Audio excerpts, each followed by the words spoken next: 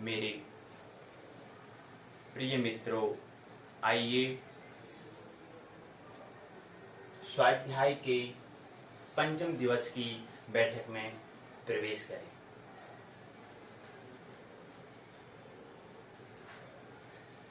आज की बैठक में जो हम चर्चा करने वाले हैं,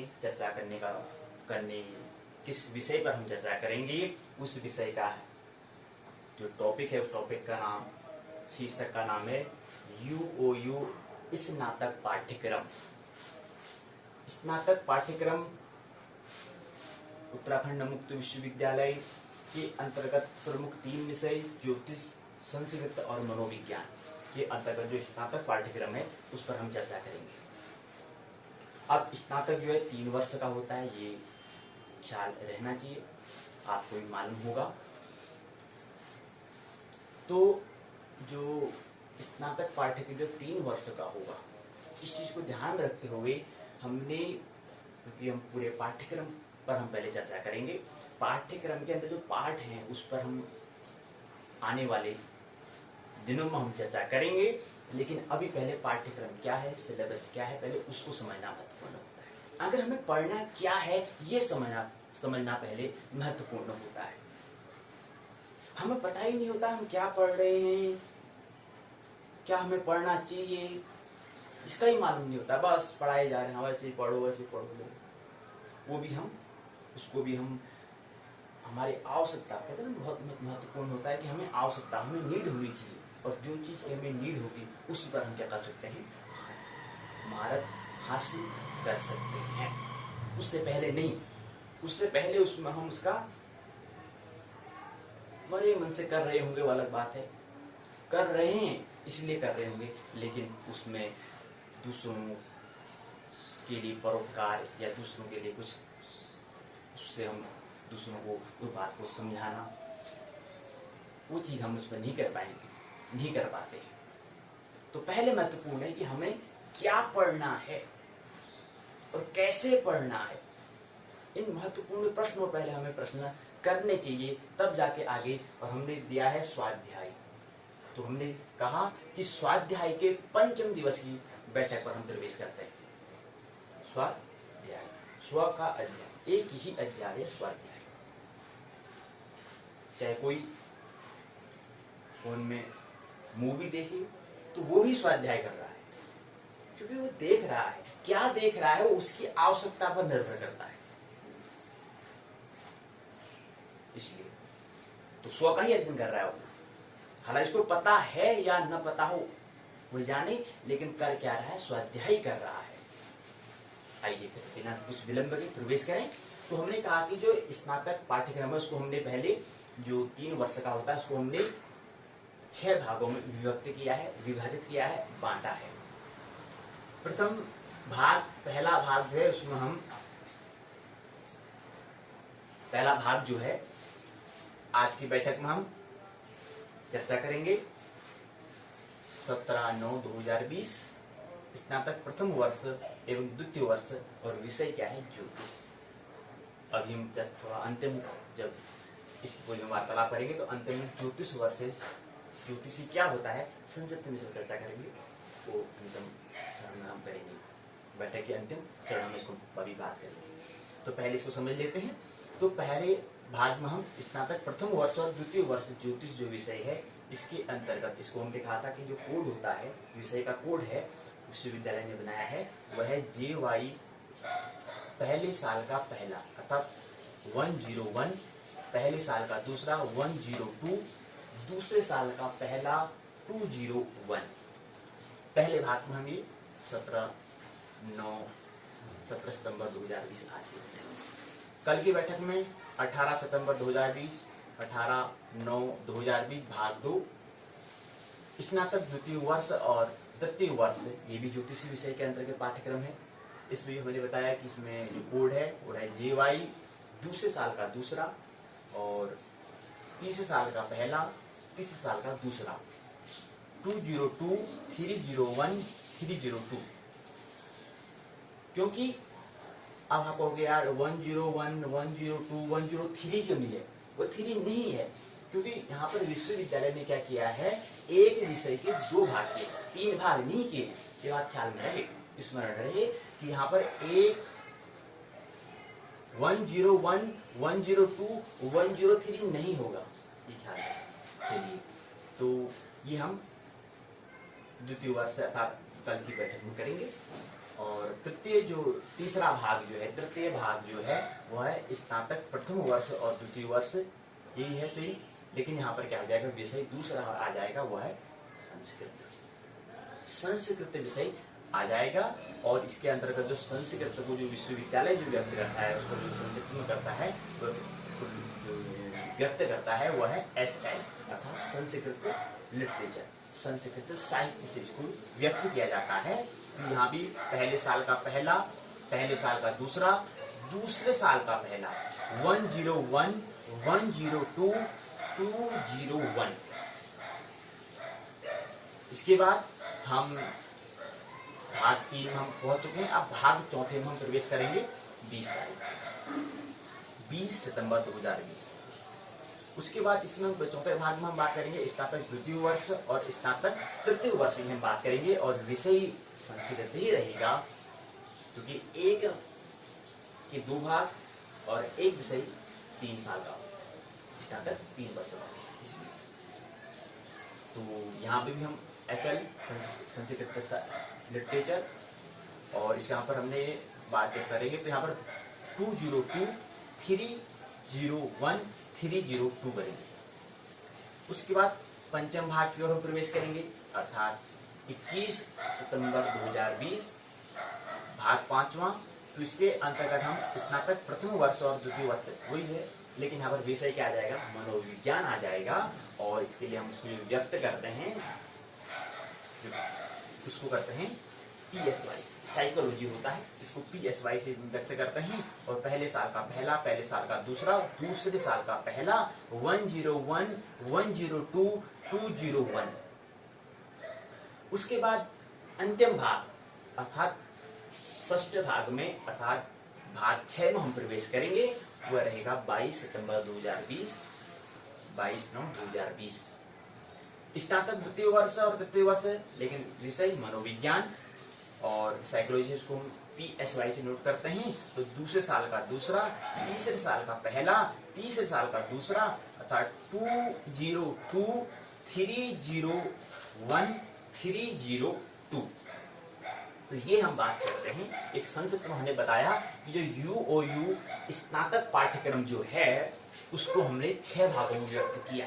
तो केवल हम यहाँ पर कहने का मतलब है कि 22 सितंबर 2020 तक हम क्या करेंगे, पाठ्यक्रम पर ही केवल हम चर्चा करेंगे। इसके अंतर्गत विषय में क्या है उसको फिर आने वाली बैठक में 22 के बाद अर्थात 23 से 31 दिसंबर 2020 तक अर्थात 100 दिन का जो हमारा वो है 100 दिवसीय जो कार्यक्रम होगा, उस कार्यक्रम के अंतर्गत ये पूरा पाठ्यक्रम जो हम बता रहे हैं इसको हम संक्षिप्त में समझेंगे। वक्त थोड़ा कम है, ज्यादा विस्तार से उसके अंदर हम नहीं जाएंगे, पाठ्यक्रम जो है उसके अंदर भी नहीं जाएंगे। तो पाठ है, उस पाठ को भी ज्यादा नहीं समझेंगे, थोड़ा सा उसका शीर्षक क्या है उसको हम बहुत महत्वपूर्ण बातों को हम समझेंगे। और लास्ट 31 दिसंबर 2020 को ये पूरा पाठ्यक्रम पूर्ण हो जाएगा और फिर हम द्वितीय वर्ष के पाठ्यक्रम में हम प्रवेश करेंगे और फिर हम चर्चा करेंगे। नए साल में नया सत्र हम प्रारंभ करेंगे। चलिए आइए आज की चर्चा में भाग 1 में हम प्रवेश करें। अब क्या है, हमने कहा था कि पिछली बैठक में हमने कहा था कि हमने, अब यहाँ पर हमने बताया ज्योतिष क्या है। ज्योतिष के हम 3 प्रश्न पत्र अर्थात पहले साल का पहला, पहले साल का दूसरा और दूसरे साल का पहला पाठ्यक्रम को हम ले रहे हैं। तो इसका खंड हमने बताया कि जो पहले साल का जो पहला प्रश्न पत्र जो है, ज्योतिष का पहले वर्ष का जो पहला प्रश्न पत्र है, उसके अंतर्गत जो खंड हैं, जो ब्लॉक हैं, वो 4 हैं, 4 ब्लॉक हैं। और उसके अंतर्गत जो इकाई जो यूनिट्स हैं वो कितनी हैं, 22 है, 22। और इस जो ज्योतिष का जो पहला प्रश्न पत्र है, उस प्रश्न पत्र का जो शीर्षक है, उस किताब का जो शीर्षक हमने दिया है, उस किताब का जो नाम दिया है, उस किताब का नाम है ब्रह्मांड एवं काल, यूनिवर्स एंड टाइम। और उसके बाद हम ज्योतिष के पहले वर्ष के द्वितीय प्रश्न पत्र में प्रवेश करेंगे, उसके अंतर्गत क्या है, 5 ब्लॉक हैं, 5 खंड हैं। उन 5 खंडों के अंतर्गत इकाइयां जो हैं वो हैं 21 अर्थात 21। वो इकाई क्या क्या है इस पर हम आने वाले दिनों में चर्चा हम करेंगे। और जो ज्योतिष का जो पहला प्रश्न, पहले वर्ष का जो दूसरा प्रश्न पत्र है, उसका जो किताब का, पुस्तक का जो शीर्षक, जो किताब का नाम दिया है, उस किताब का नाम है जन्म कुंडली का निर्माण। कैसे जन्म कुंडली का निर्माण करना है उसके बारे में। और पहला प्रश्न मतलब ब्रह्मांड और काल, यूनिवर्स क्या है, टाइम क्या है। पूरे पाठ्यक्रम में आधे से ज्यादा बात हमें समझ में आ जानी चाहिए कि हम पढ़ेंगे क्या और कैसे पढ़ना है। इसके बारे में पाठ्यक्रम पर इसलिए हम जोर देते हैं, तो पाठ्यक्रम पहले समझ में आना चाहिए, क्या पढ़ना है ये पहले हमें समझ में आ जाना चाहिए। तो उसके बाद फिर हमको उसमें इंटरेस्ट आता है, रुचि आता है, और फिर वो धीरे धीरे हमें समझ में भी आने लगता है। पहले पाठ्यक्रम को समझें, तब जाके उसके अंदर जो पाठ है, जो लेसन है, जो अध्याय है, जो चैप्टर है, उसको हम समझेंगे और समझ सकते हैं। उसके बाद फिर हमने बताया कि इसके अंदर जन्म कुंडली है। फिर ज्योतिष के द्वितीय वर्ष का जो पहला प्रश्न पत्र है, इसके अंतर्गत जो ब्लॉक हैं वो कितने हैं, 4 ब्लॉक हैं, 4 खंड हैं। तो हम बात कर रहे थे कि जो स्नातक प्रथम वर्ष की हमने बात की कि इसके अंतर्गत क्या है, जो खंड है वो 5 खंड हैं और इकाइयां 21 हैं, और इसकी किताब का नाम है जन्म कुंडली निर्माण। उसके बाद हमने बात की थी कि द्वितीय वर्ष में, स्नातक द्वितीय वर्ष में प्रवेश करेंगे, तो उसके अंतर्गत फिर हमने यहाँ पर 201 लिखा है, और 201 और इसके अंतर्गत जो खंड हैं, जो ब्लॉक हैं, वो कितने हैं, 4 ब्लॉक हैं। इन 4 ब्लॉक के अंतर्गत जो इकाइयां हैं, जो इकाई है, जो यूनिट है, वो कितनी है, 20 है, 20। और इस द्वितीय वर्ष के प्रथम जो प्रश्न पत्र जो है, द्वितीय वर्ष के ज्योतिष विषय की जो पहला प्रश्न पत्र है, उसका जो नाम है, उसका नाम है जातक शास्त्र एवं फलादेश के सिद्धांत। ये किताब का नाम है। और उसके बाद ये हमने बात की जिसमें हम आज की बैठक पर हम चर्चा कर रहे हैं। तो ये पहले भाग 1 पर हम समझेंगे। अब हमने कहा कि खंड 4 हैं, इकाई 22 है, किताब का नाम ब्रह्मांड और काल है। खंड 5 हैं, इकाई 21 है, जन्म कुंडली निर्माण किताब का नाम है। खंड 4 है, इकाई 20 है, जातक शास्त्र और फलादेश के सिद्धांत हैं। ये 4 खंड, इतनी सारी इकाइयां, इसको समझे। आइए क्रमबद्ध से समझते हैं, सीक्वेंस से इसको समझे। पहली बात हमने की है 101 ज्योतिष के पहले साल का पहला प्रश्न पत्र के अंतर्गत जो क्या है, खंड 4 हैं। वो 4 खंड क्या क्या हैं? पहला खंड है खगोल, दूसरा खंड है काल, तीसरा खंड है पंचांग, चौथा खंड है सूर्योदय। और इसके अंतर्गत आने वाली जो इकाइयां हैं वह क्रम से हैं। जो पहली इकाई है, जो पहली यूनिट है, वो है आकाश गंगा और निहारिका। क्या होता है आकाश गंगा, क्या होता है निहारिका, क्या होता है मिल्की वे, क्या होता है नेबुलाज, इसके बारे में अध्ययन हम करेंगे पहली इकाई में, पहले खंड की पहली इकाई में। पहले खंड के द्वितीय इकाई में सोलर सिस्टम, सौर मंडल के बारे में समझेंगे। तृतीय इकाई में ग्रह और उपग्रह के बारे में। चतुर्थ इकाई में तारा और तारापुंज के बारे में। और पंचम इकाई में क्षुद्र और वामन ग्रह के बारे में। षष्ठ इकाई में हम धूमकेतु और उल्का क्या है इसके बारे में हम अध्ययन करेंगे। इसके बाद हम द्वितीय खंड की ओर हम प्रवेश करेंगे, और द्वितीय खंड का नाम है काल अर्थात टाइम। खगोल मीन्स एस्ट्रोनॉमी। द्वितीय खंड के अंतर्गत जो काल इसका नाम दिया है खंड का, इसके अंतर्गत जो आने वाली जो इकाइयां हैं वह है, पहली इकाई है त्रुटि आदि अमुहूर्त काल। टाइम की बात करेंगे, लेकिन त्रुटि जो अमुहूर्त काल है उसके अंतर्गत जो पहली त्रुटि आती है त्रुटि और भी बहुत सारे काल आते हैं, उनके बारे में अर्थात जो अमूर्त काल के अंतर्गत आते हैं उस पर हम चर्चा करेंगे। उसके बाद द्वितीय इकाई में है प्राणादि मुहूर्त काल के बारे में हम बात करेंगे, मूर्त काल के बारे में बात करेंगे। एक काल होता है अमूर्त, एक होता है मूर्त, एक होता है प्रकट, एक होता है अप्रकट, एक होता है ब्रह्म, एक होता है प्रकृति, वैसे।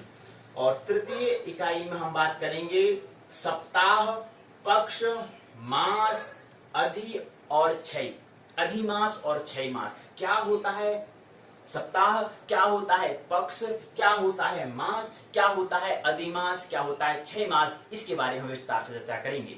उसके बाद चतुर्थ इकाई में हम बात करेंगे ऋतु किसे कहते हैं, और उसके बाद अयन किसे कहते हैं, और उसके बाद गोल, और उसके बाद फिर वर्ष किसे कहते हैं, साल किसे कहते हैं, ईयर किसे कहते हैं, इस पर हम चर्चा करेंगे। उसके बाद पंचम इकाई है युग, उसके बाद महायुग, उसके बाद मनु, उसके बाद कल्प क्या है, इस पर हम चर्चा करेंगे द्वितीय खंड काल के अंतर्गत। ये 5 इकाइयां हैं। इसके बाद प्रथम खंड खगोल, द्वितीय खंड काल। अब तृतीय खंड की ओर आइए हम प्रवेश करें। तृतीय खंड है पंचांग। पंच मतलब होता है 5, जिसके अंग हो वह है पंचांग, इसके बारे में हम चर्चा करेंगे। तो पहली इकाई जो पहली यूनिट जो है वह है तिथि, और साथ ही साथ थोड़ा उसको संक्षिप्त में वार के बारे में भी चर्चा हम कर लेंगे। तो तिथि, वार, नक्षत्र, योग और करण, इन 5 को योग को हम कहते हैं पंचांग कहते हैं। अर्थात ये अंग जो है 5 अंग, इन 5 अंगों को ही हम पंचांग कहते हैं। ये तृतीय खंड में के अंतर्गत जो पंचांग है इस पर हम चर्चा करेंगे। तो तिथि पहली इकाई में, और संक्षिप्त में वार के बारे में हम पहली इकाई में चर्चा कर लेंगे। द्वितीय जो है नक्षत्र है, और तृतीय जो इकाई है उसके अंतर्गत हम योग किसे कहते हैं। चतुर्थ जो है कर्ण के बारे में, 5वां ग्रह कक्षा के बारे में हम अध्ययन करेंगे, क्योंकि हमने वार पहले इकाई में अध्ययन कर लिया, तो यहाँ पर 5वीं हमने ग्रह कक्षा, जो ग्रहों की जो कक्षा है उसके बारे में अध्ययन 5वीं इकाई में करेंगे। तो तृतीय खंड यहाँ पर पूर्ण हो जाएगा। उसके बाद हम चतुर्थ खंड की ओर प्रवेश करें। चतुर्थ खंड के अंतर्गत जो इसका नाम है वह है सूर्योदय, सूर्य का उदय। तो इसके अंतर्गत जो इकाइयां हैं उस पर हम चर्चा करेंगे। तो पहली इकाई है अक्षांश, साथ में रेखांश और साथ में देशांतर, ये पहली इकाई में हम अध्ययन करेंगे। उसके बाद द्वितीय है क्रांति और चर। क्रांति किसे कहते हैं, चर किसे कहते हैं, ये हम द्वितीय इकाई में चतुर्थ खंड के अर्थात सूर्योदय के अंतर्गत जो है क्रांति, चर, ये हम द्वितीय इकाई में समझेंगे। उसके बाद आता है तीसरा मध्य, वेल और स्पष्ट, अर्थात मध्य, स्पष्टांतर, मध्य और वेल और स्पष्ट अंतर। तो मध्य अंतर, वेल अंतर और स्पष्ट अंतर, स्पष्टांतर अंतर। तो यहाँ पर संधि विच्छेद हो रही है, तो अगर नहीं बोल पा रहा कोई दिक्कत नहीं, तोड़ के बोल लो उसको। तो मध्य अंतर, वेल अंतर और स्पष्ट अंतर। तो स्पष्टांत अ प्लस अ मिला के आ बन जाता है, अर्थात दीर्घ संधि यहाँ पर हो जाती है। इसके बाद आता है चतुर्थ इकाई जो है वह है सूर्योदय, अर्थात इसके अंतर्गत सूर्योदय, फिर सूर्यास्त। सूर्योदय किस समय होता है, उस जगह में कब सूर्योदय हो रहा है, बहुत सारी ढेर सारी हम चर्चा इस पर करेंगे। उसके बाद है सूर्यास्त कब होता है, इस क्षेत्र में रहते हैं तो सूर्यास्त कितने बजे होता है, इसके बारे में चर्चा करेंगे। उसका दिनमान क्या है, इस पर हम चर्चा करेंगे। उसके बाद आता है 5वां इकाई, वह मानक समय क्या होता है, स्टैंडर्ड, और एक होता है लोकल। ये 2 इकाई पर हम चर्चा करेंगे। क्या होता है मानक स्टैंडर्ड समय क्या होता है, और क्या होता है स्थानीय समय अर्थात लोकल टाइम क्या होता है, इस पर हम ढेर सारी चर्चा इन 2 इकाइयों में करेंगे। अर्थात मानक समय और स्थानीय समय इन 2 इकाई में हम समझेंगे। इसके बाद हमने कहा कि तृतीय खंडीय पंचांग ये पूर्ण होता है। इसके बाद आता है जो ये यहीं पर हमारा क्या होता है, ये जो पहला साल का जो पहला प्रश्न पत्र वो पूर्ण हो जाता है। अर्थात यहाँ पर क्या है, 4 खंड पूरे हो जाते हैं और 22 इकाई भी पूर्ण हो जाती है। ये पाठ्यक्रम की हम बात कर रहे हैं, पाठ पूरा नहीं होता है, पाठ्यक्रम पूरा हो जाता है। आइए अब हम ज्योतिष के प्रथम वर्ष के द्वितीय प्रश्न पत्र में प्रवेश करें। क्या हमें पढ़ना है उसके बारे में। तो हमने कहा कि द्वितीय वर्ष का जो कोड है वह है 102 और इसका नाम है जन्म कुंडली निर्माण। इस जन्म कुंडली निर्माण जो किताब का नाम है, इसके अंतर्गत हम क्या अध्ययन करेंगे, आइए कौन कौन से ब्लॉक हैं उसको हम समझें। तो प्रथम खंड है, इस प्रथम खंड के अंतर्गत पहली इकाई है इष्टकाल। इष्ट किसे कहते हैं और इष्ट का काल समय क्या है, ये पहली इकाई में। दूसरी इकाई में पंक्ति स्थित ग्रह और ग्रह गति के बारे में अध्ययन हम द्वितीय इकाई में करेंगे। उसके बाद तृतीय इकाई में चालन क्या होता है और चालन का फल क्या मिलता है, इसके बारे में अध्ययन करेंगे। उसके बाद चतुर्थ इकाई है फल संस्कार, विधि और ग्रह स्पष्ट, ये हम चतुर्थ इकाई में अध्ययन करेंगे।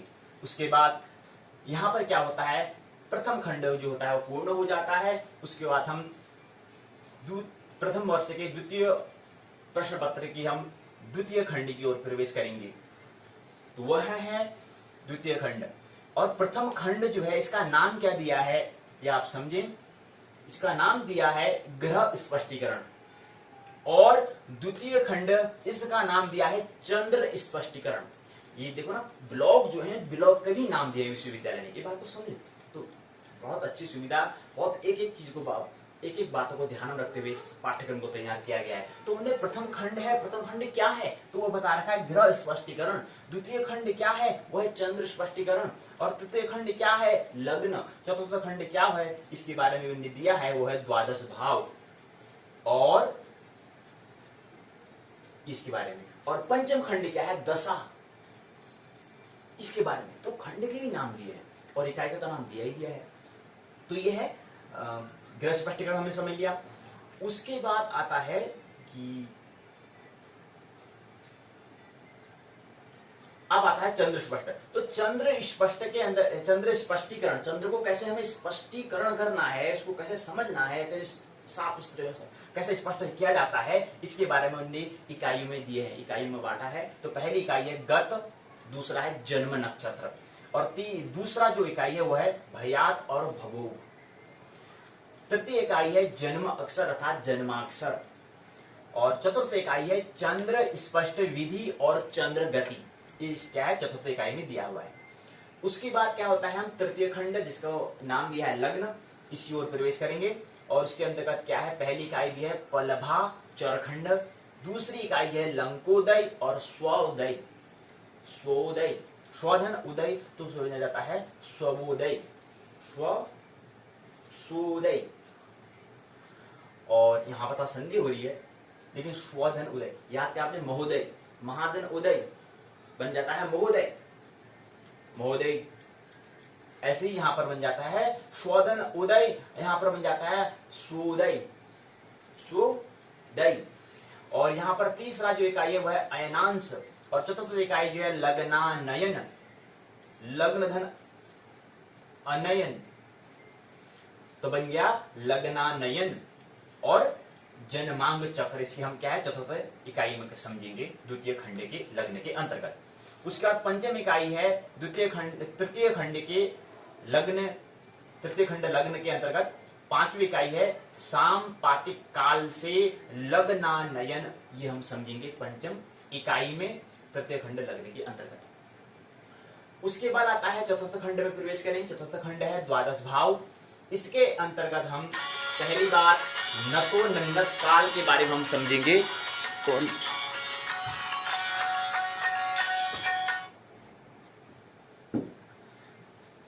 यहां पर हम चतुर्थ खंड जो है इसके अंतर्गत द्वादश भाव को हम समझेंगे। तो इसके अंतर्गत जो इकाई है, पहली इकाई है नतोन्नत काल।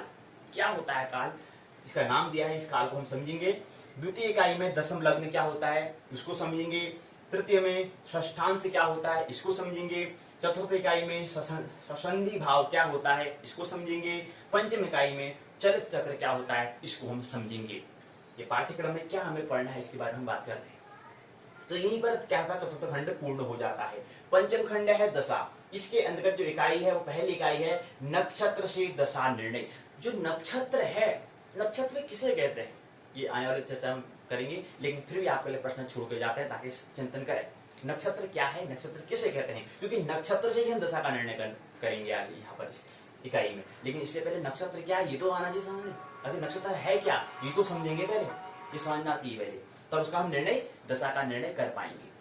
और उसके बाद इसके अंतर्गत आती है दशा, और दशा यहाँ पर दो दशा है, विश्वोत्तरी दशा और अंतर दशा के बारे में हम यहाँ पर चर्चा द्वितीय इकाई में करेंगे।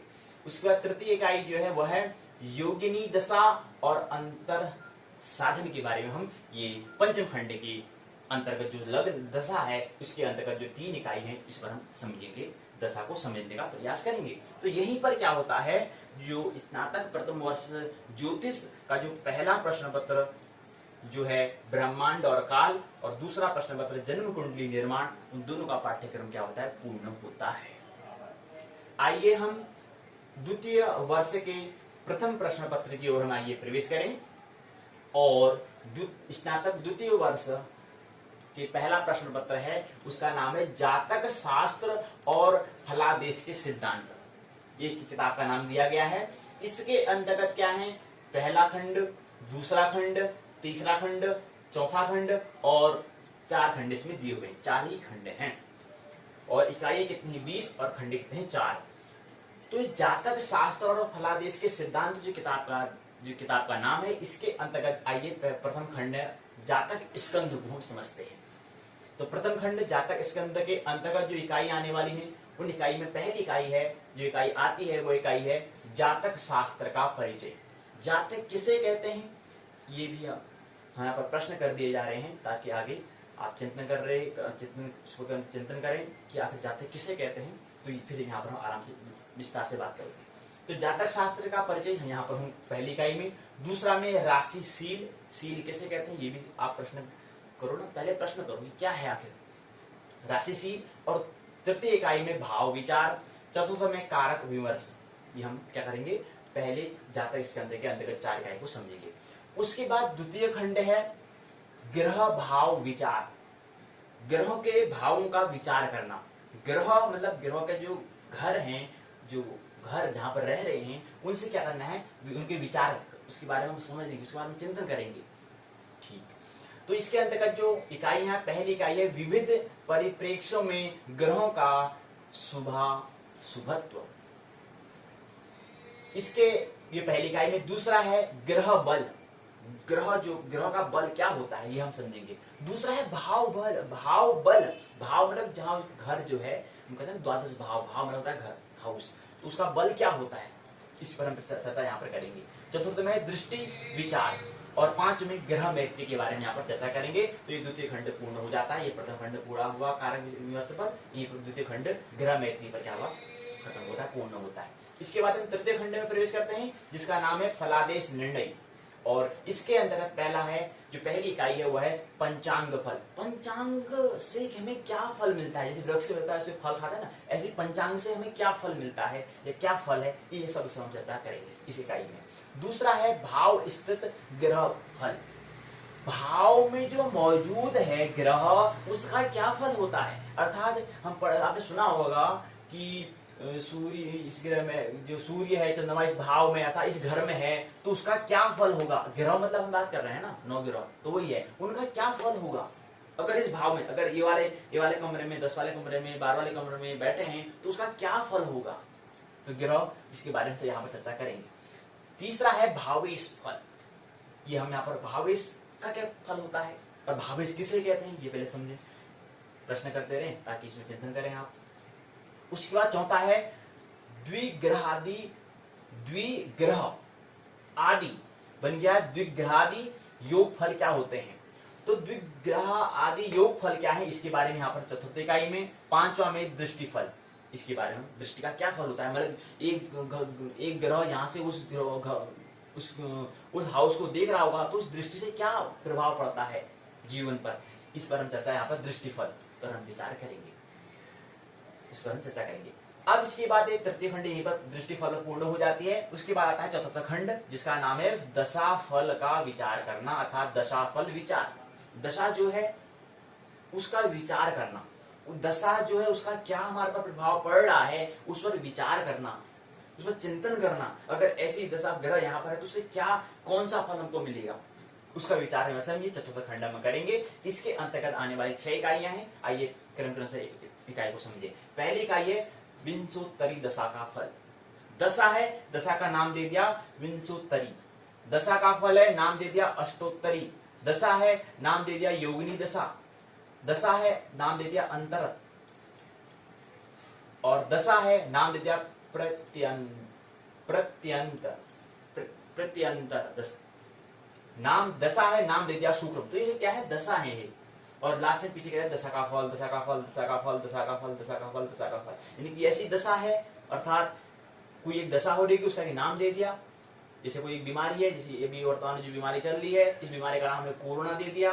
तो ऐसे यहाँ पर कोई दशा है, इसका नाम हो, कोई विश्व ऐसी स्थिति होती होगी, कुछ इस तरह से व्यवस्था होती होगी, उसका नाम विश्वोत्तरी। अगर ऐसी कुछ है तो उसको योगिनी, तो कुछ नाम देना है, तो दशा का नाम दे रखा है। तो ये यहाँ पर क्या है, इस दशा के बारे में हम ये दशा फल पर विचार करेंगे। तो ये हमने क्या समझा, हमने ये समझा कि भाग 1 में हमने क्या समझ लिया है, ज्योतिष के प्रथम वर्ष के और द्वितीय वर्ष के। प्रथम वर्ष के तो हमने पहला प्रश्न पत्र, दूसरा प्रश्न पत्र को तो हमने समझ लिया है, पाठ्यक्रम को समझा देखा हमने, और साथ साथ हमने दूसरे वर्ष का पहला प्रश्न पत्र का भी हमने पाठ्यक्रम को देखा। कल की बैठक में हम भाग 2 पर प्रवेश करेंगे, उसको समझेंगे। तो ये हमने बताया प्रसारण बीजेपी और प्रस्तुति शिक्षा दीक्षा विक्षा अर्थात विकास के लिए क्या हो रहा है, प्रस्तुति की जा रही है। और प्रस्तुतिकर्ता ज्योतिर्मय और माध्यमय यूट्यूब। तो ये है। और हमने एक बात कहा था कि अंत में बात करेंगे, फिर अपनी बात को पूर्ण कर देते हैं। तो है ज्योतिष और ज्योतिषी क्या होता है। ज्योतिष मतलब भविष्य में देखना, भविष्य में जो अनिवार्य है उस पर हमें क्या करना है, तथाता में उसको हमें परम स्वीकार करना है, उसको फिर हम नहीं बदल सकते। हमने बात किया है कि ज्योतिष के 3 भाग होते हैं, एक होता है अनिवार्य, एक होता है अर्ध अनिवार्य, एक होता है गैर अनिवार्य, इसेंशियल, सेमी इसेंशियल और नॉन इसेंशियल होता है। तो जो अनिवार्य है उसके साथ हमें क्या करना है, उसको स्वीकार करना है। तो कैसे स्वीकार करते हैं वो, जो अगर ये ज्योतिष के माध्यम से उसको जो अनिवार्य है अस्तित्व में, उसको हम परम स्वीकार की ओर कौन दिलाता है, कौन काम करता है, हम परम स्वीकार को कैसे प्राप्त करेंगे, ज्योतिष ऐसा काम करता है। और दूसरी बात हमने की, अधिकतर हमें 99 लोग जो होते हैं, पहले तो गैर अनिवार्य में लोग जाते हैं। तो ज्योतिषी जो है, तो यहाँ पर हम ज्योतिष की बात कर रहे हैं, ज्योतिषी की बात नहीं करेंगे। ज्योतिष मतलब क्या क्या अनिवार्य है उसकी ओर हम बात करने वाले हैं। और यहाँ पर हमें गैर अनिवार्य को हमें ज्यादा विस्तार से बात नहीं करना है। और अर्ध अनिवार्य जैसे जन्म मृत्यु होता है उसको हम यहाँ पर समझेंगे। तो 3 भाग होते हैं, अनिवार्य, अर्ध अनिवार्य और गैर अनिवार्य। जैसे जो अनिवार्य है, अनिवार्य ही है, जो ब्रह्म है वो अनिवार्य है। और जो गैर अनिवार्य है, जन्म मृत्यु, ये अर्ध अनिवार्य हो गया। और गैर अनिवार्य जैसे कहते हैं कि हम शादी हो रही, शिक्षा में नौकरी नगरी, ये सब क्या किस श्रेणी में आता है, गैर अनिवार्य की श्रेणी में आता है। तो हम ज्योतिषी की बात नहीं करेंगे, क्योंकि ज्योतिषी का मतलब क्या है कि अगर पूरा देखा जाए, अगर कहें कि 100 ज्योतिषी हैं, तो 100 में से एक व्यक्ति जो है वो अनिवार्य की बात कर रहा होगा। तो हमें प्रयास अनिवार्य की ओर अर्थात ब्रह्म की ओर हम बात करेंगे। तो बाकी जो 99 लोग हैं वो गैर अनिवार्य की, या कभी से कभी थोड़ा बहुत शोध थोड़ा बढ़ती है, थोड़ा बहुत याद ख्याल आता है, तो वो थोड़ा अर्ध अनिवार्य तक पहुंचते हैं। लेकिन हमें प्रयास ये करना है कि बीजेपी ये प्रयास करेगी कि हम कैसे उस जो ब्रह्म है, जो अनिवार्य है, उसके साथ हम कैसे हम उसको तथाता में कैसे उसको परम स्वीकार करें और एक आनंद महोत्सव पूर्वक जीवन को जिए। ये ज्योतिष के माध्यम से हम समझ सकते हैं। और ज्योतिष को हम समझ जाएंगे तो एक महोत्सव पूर्वक आनंद हम जीवन जिएंगे। तो मानने की कोई आवश्यकता नहीं है, कोई लाइक शेयर कमेंट इत्यादि की मैं आशा नहीं करता हूं। और ये आशा करता हूं कि आप मानोगे नहीं, जानोगे। जानने के लिए मैं आपसे कहता हूं, मानने के लिए मैं नहीं कह सकता और नहीं कह रहा हूं। तो मेरी बातों को इतनी प्रेम पूर्वक शांति पूर्वक सुना, बहुत बहुत अनुग्रहित हूँ। अंत में सबके भीतर बैठे हुए परमात्मा को प्रणाम करता हूँ। मेरा प्रणाम स्वीकार करें। तब तक के